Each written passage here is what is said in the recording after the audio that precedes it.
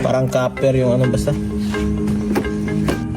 So guys, 900 grams lang guys. Grabe, hindi nga. Grabe, start kasi good. Hindi siya. Wala nang redondo. Instant ka siya. Secret yung starter. Oh? Grabe kasi good. So ayan guys, may nagpadala sa atin ng product guys. Hindi ko alam kung ano to guys. So bubuksan natin guys. So ayan.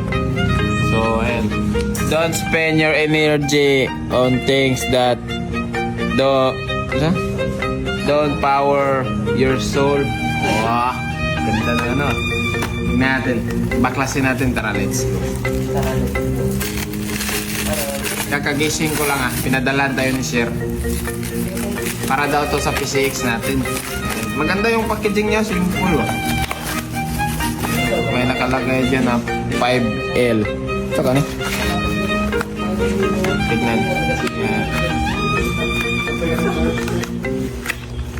Battery day. Ayan yun, oh. Grabe. Gaan kayo. Napakagaan. Ito. So ayan guys. Tingnan natin.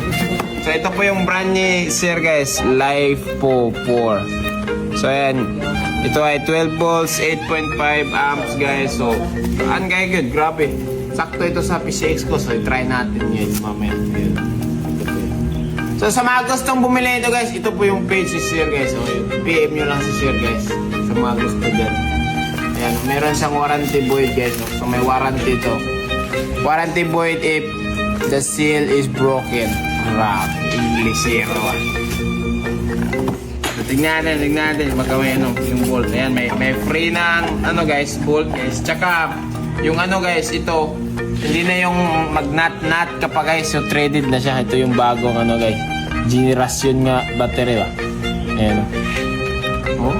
Wala nang nut, wala nang i-flat screw mo pa, i-ganyan mo pa, hindi na. Automatic na. Oh. Gaan pa dyan kayo. So tignan natin yung timbang guys ha. Ato yan o, ayan. Dito tayo. Meron akong timbangan dito. Tignan natin ilang grams ba. Tingin ko kung kaya niya ba yung mga point kasi pang big ano ito. Ayan. So guys, 900 grams lang guys. Grabe, hindi nga maka ano ng 1 kilo. Sobrang lightweight. Ganyan talaga basta ano guys. LiFePo guys. So i-try natin. Tara. So ito yung battery ko guys is matagal na to. Maganda din to pero matagal na sira na.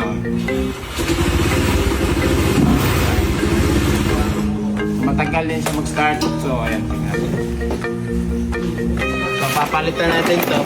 Yung battery ko kasi sa drag bike pa kasi ito na. Drag bike ko pa kasi ito tapos nag-discharge na siya. Matagal na kasi ito. Matagal na. Ayan, wala nang display. Pero gumagana siya pero hindi siya nagtatagal kasi nagdi-discharge siya guys. Pag ano, nagsa-standby, discharge siya agad mga yan. 3 crank lang patay na siya. Kasi matagal na siya Pero tanggalin ko yung old ko na battery kasi matagal na to kasi. Pero nung una ito guys, maganda itong battery ko. Pero ginamit ko lang sa drag bike ba. Nagano nga ito Nag first place na. Ayun. Kasi na-overcharge ko din. Ayan, medyo lumaki siya. Pero grabe na din itong ano ito.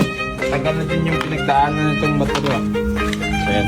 Kung compare natin sila guys.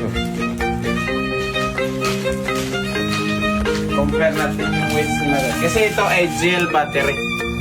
So, gel battery at saka LiFePo, tignan natin yung difference.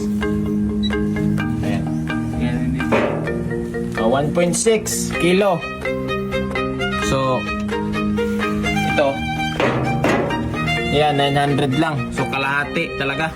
Yung ano. So, ayos. Good. So, kung lightness naman at saka heavy, wala namang problema yan. Kung mabigat ba or magaan. Ang importante, maka-start ka.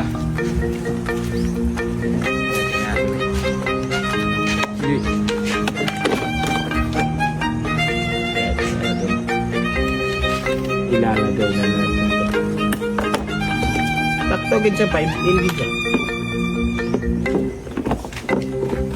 Saktong-sakto lang guys, oh. Fit na fit gid ba?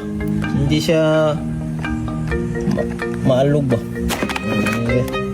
Yan. Yung dara. Di ba wala nang hassle, hindi na ako nag-ano ng nut. Kasi automatic na may nut na siya, oh.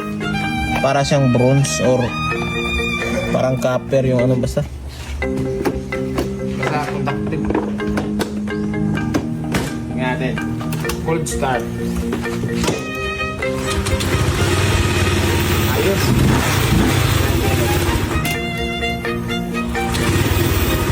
Okay, under guys siya. So maganda siya guys, oh. Yung sa akin yung old ko, 3 crank patay na kasi matagal na yung battery ko.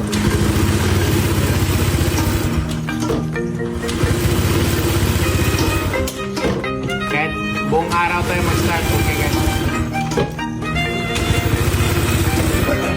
Yung grabe. Instant yun siya guys.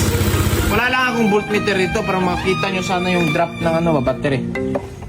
Easy.